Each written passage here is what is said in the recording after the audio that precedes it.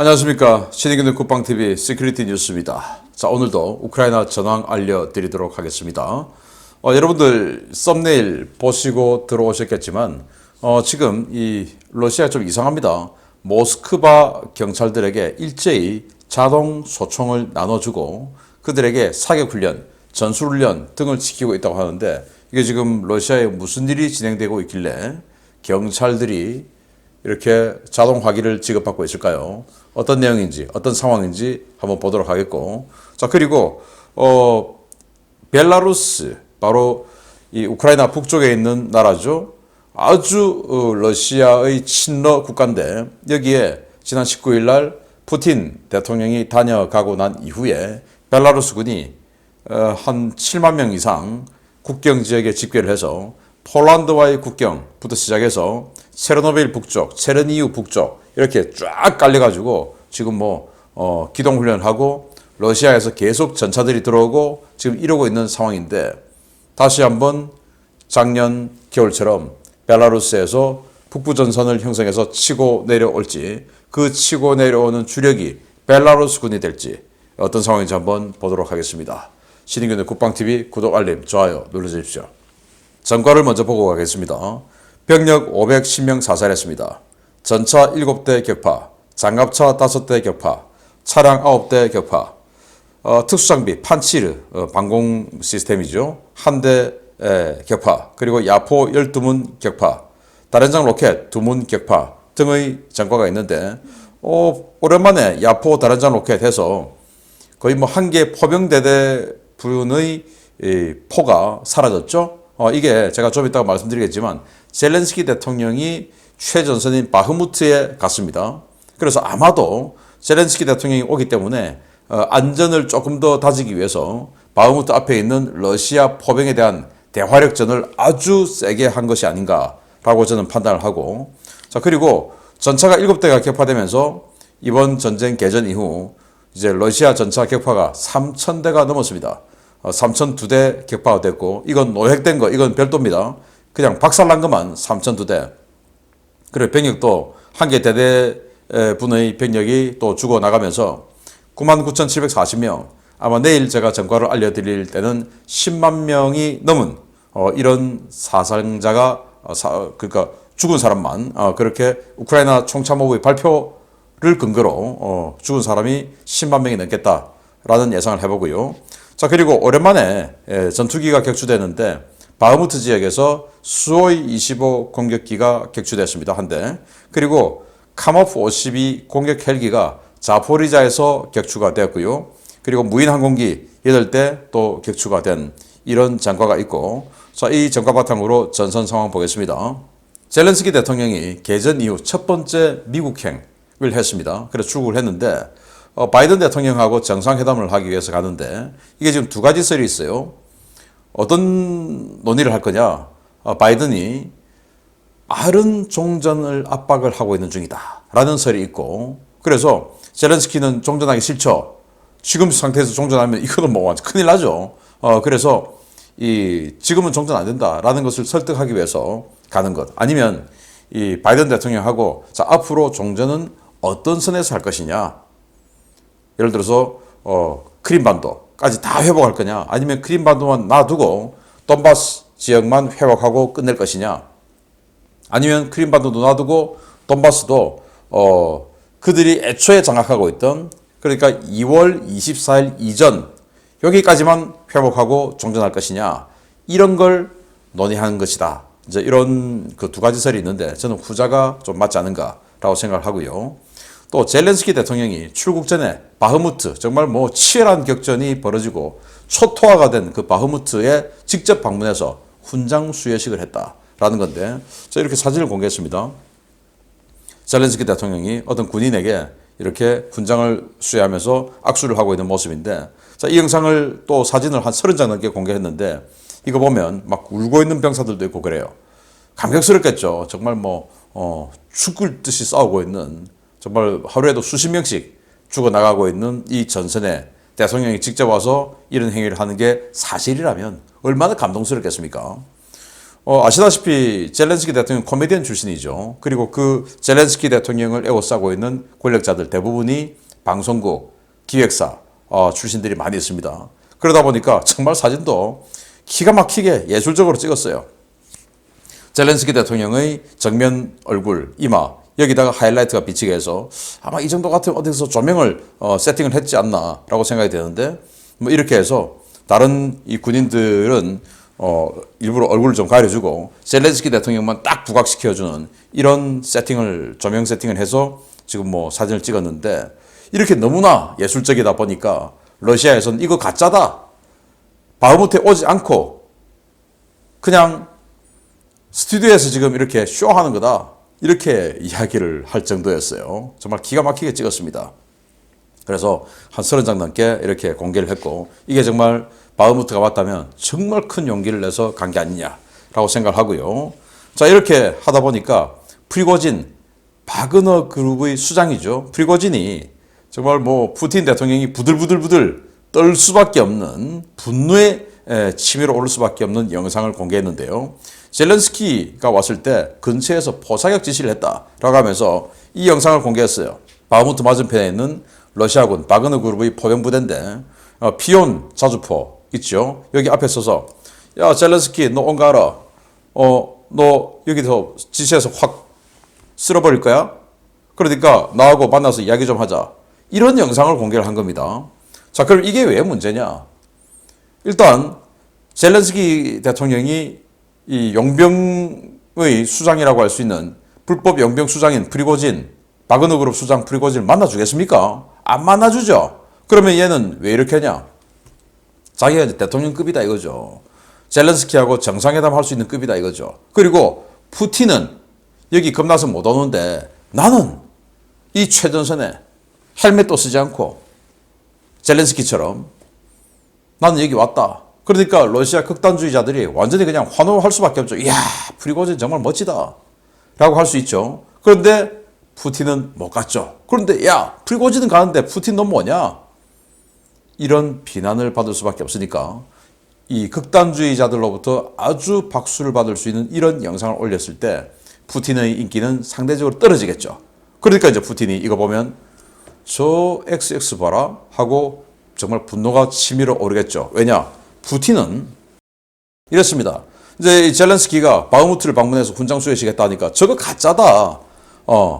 젤렌스키 사찰은 거짓말이고 오히려 푸틴이 최전선 시찰했다라고 크렘린이 발표를 했는데 그럼 최전선 어디냐?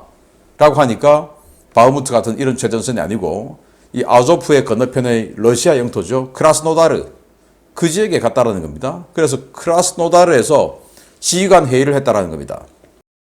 그게 무슨 최전선이냐라는 거죠. 예를 들어서 한국전을 하고 있으면 뭐 일본 규슈에 왔다 이건데 이게 최전선이라고 할 수 있습니까? 아니죠.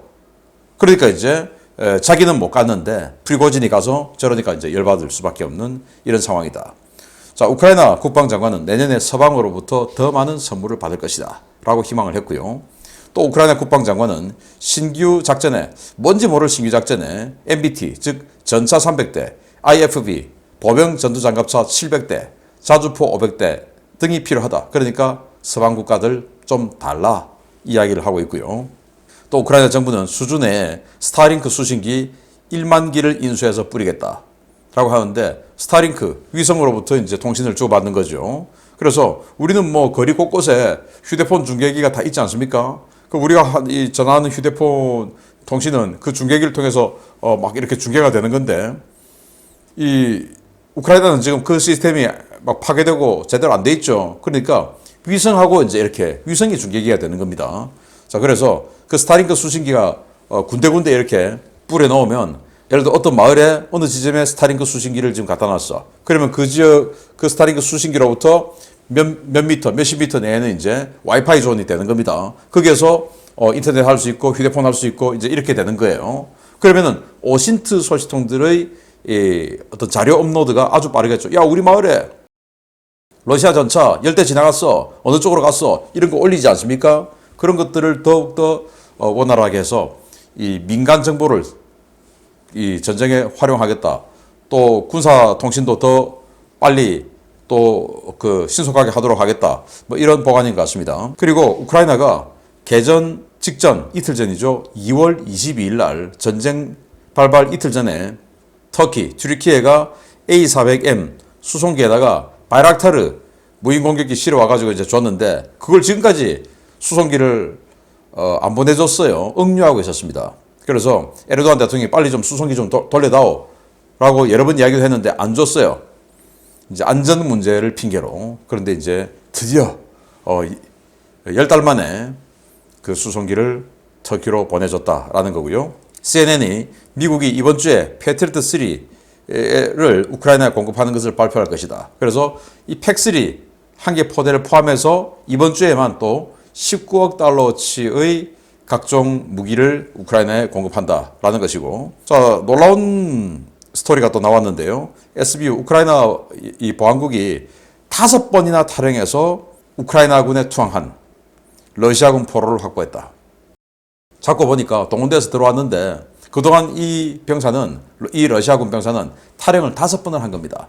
그런데 탈영할 때마다 잡혀가고 해가지고 러시아군에 복역하고 있었는데 이번에 결국 탈영했는데 정말 운 좋게도 우크라이나군에 잡혔다. 나의 신병을 당신들에게 맡길게요.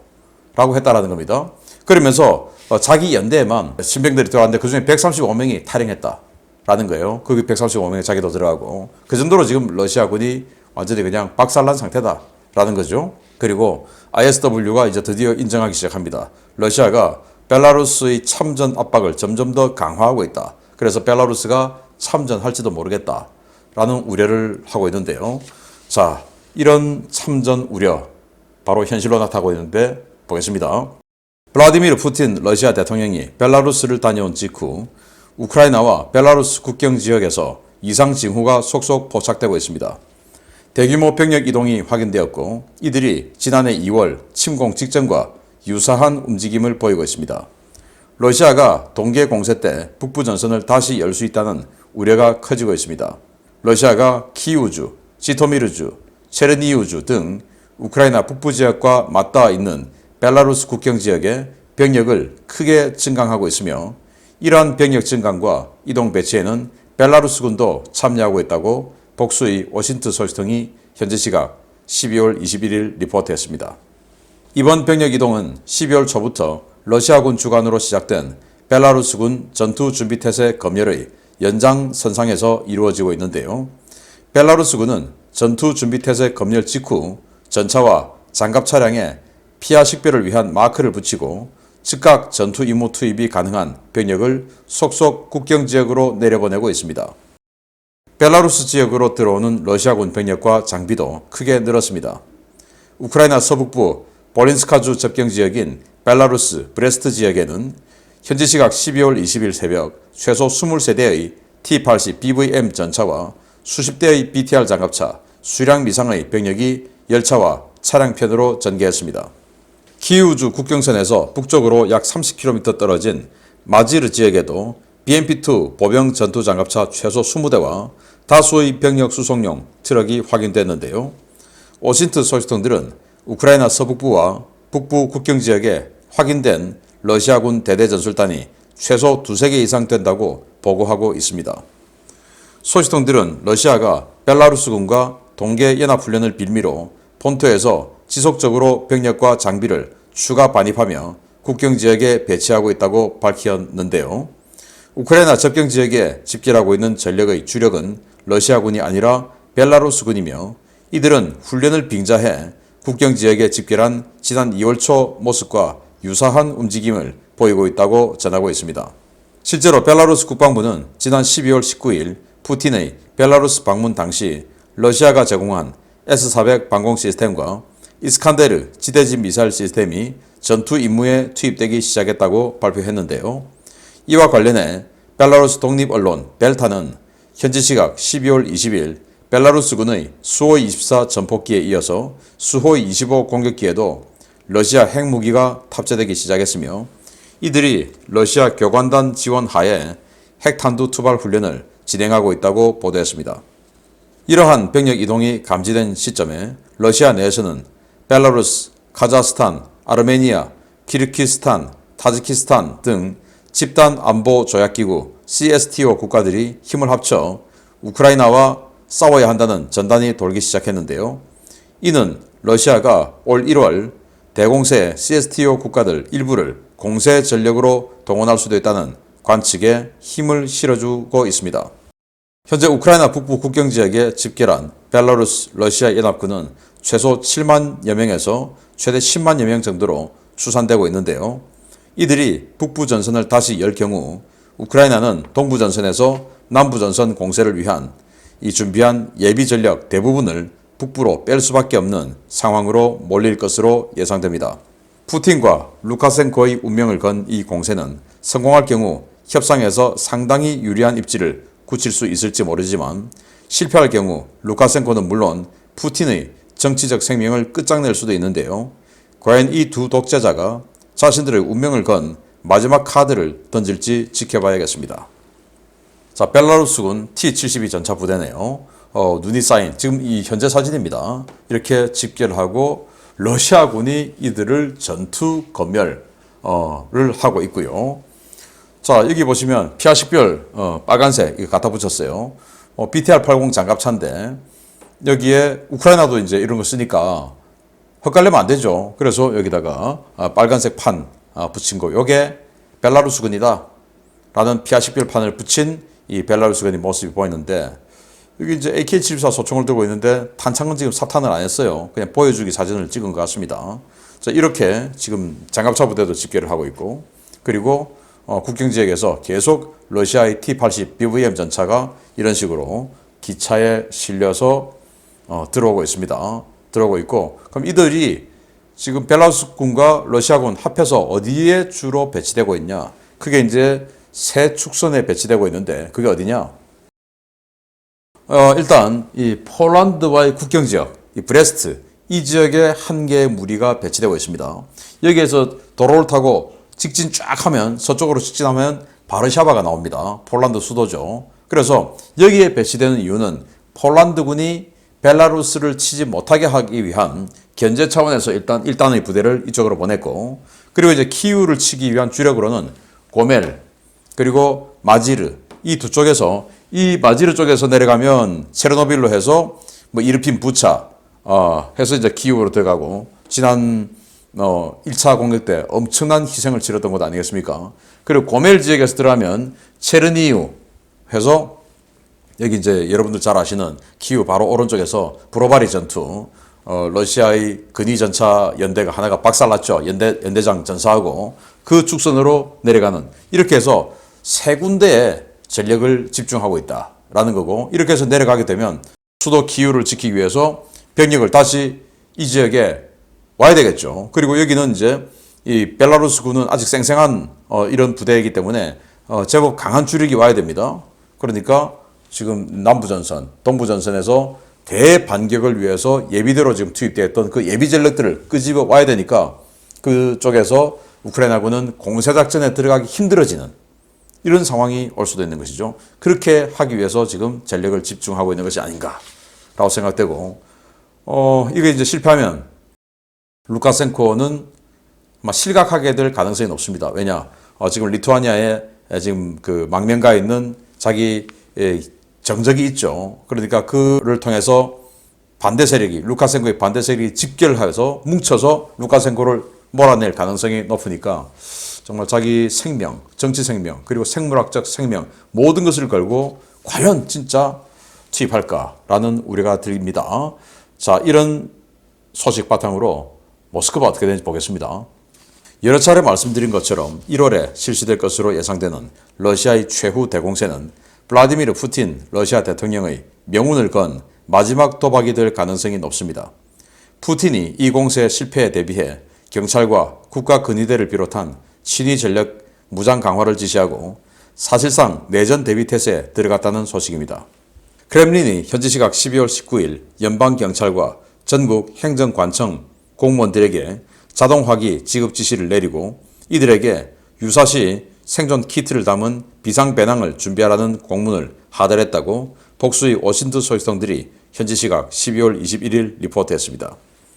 크렘린이 대통령 직속의 내무부, 민방위 비상사태부, 국방부, 법무부 등 4개 부서와 전국 연방주체 행정당국의 하달한 공문에 따르면 크렘린은 별도의 지시가 하달되면 경찰관, 소방공무원, 지방행정공무원을 대통령령에 따라 병력으로 동원할 준비를 하라는 예비명령을 각 기관에 전파했습니다. 모스크바 시청, 사할린 행정청 등에서 유출된 이 문서는 대통령의 동원 명령에 따라 동원되는 각급 공무원들이 갖춰야 할 비상배낭에 어떤 물자들이 포함되는지까지 적시되어 있는데요. 목록에는 의류, 수건, 나침반, 발화기구, 비상식량, 1리터 식수물병, 구급상자, 침낭, 야외 취침용 매트 등이 포함되어 있었고 각 관청별로 직원들의 비상배낭 준비 상태를 검열하라는 내용도 포함되어 있었습니다. 주목할 만한 것은 경찰입니다. 크렘린은 모스크바를 비롯한 각 경찰국에 자동화기 지급 명령을 내리고 교대로 교외에서 사격 및 전술훈련을 실시하라는 지시도 하달했는데요. 특히 모스크바 경찰에게는 전투 임무는 물론 군사작전에 가까운 임무를 수행할 수 있도록 물자와 조직을 정비하라는 지시가 내려갔다고 소식통들은 전하고 있습니다. 크렘린의 이 같은 지시를 두고 러시아 워싱턴 소식통들은 여러 해석을 내놓고 있는데요. 사실상 국가 총동원령 수준인 대규모 2차 동원을 앞둔 조치로 풀이하는 소식통들과 내전 발발에 대비한 조치로 풀이하는 소식통들이 설전을 벌이고 있습니다.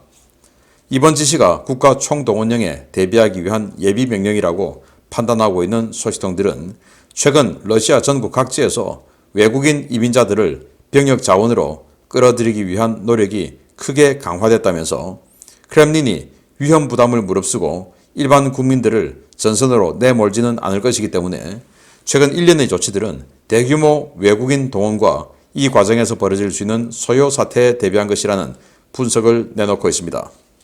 반면에 이번 조치가 내전 발발에 대비하기 위한 목적에서 이루어졌다고 보는 소식통들은 최근 푸틴의 친위대인 국가근위대 병력들이 모스크바에 증강되었고 국가근위대와 연방보안국이 푸틴의 지시에 따라 크렘린과 의회 등 주요 시설에 대한 경비를 크게 늘렸다는 점을 근거로 들며 이번 조치가 군부나 제3세력의 반란에 대비한 사전 조치라고 주장하고 있습니다.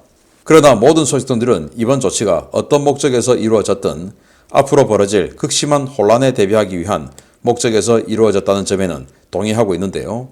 과연 이번 겨울 모스크바에서 무슨 일이 벌어질지 촉각을 곤두세우고 크렘린을 지켜봐야 할 것 같습니다.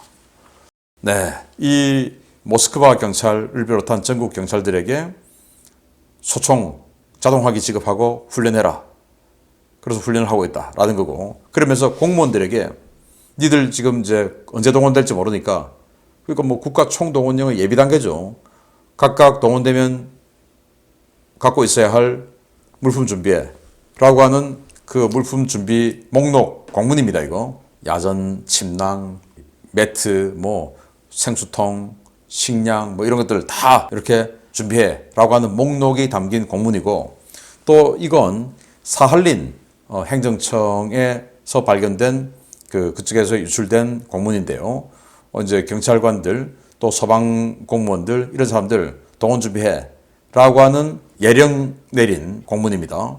자, 이런 것들이 있고 경찰관들은 직접 소총을 지급해서 훈련에 들어가고 이건 뭐냐?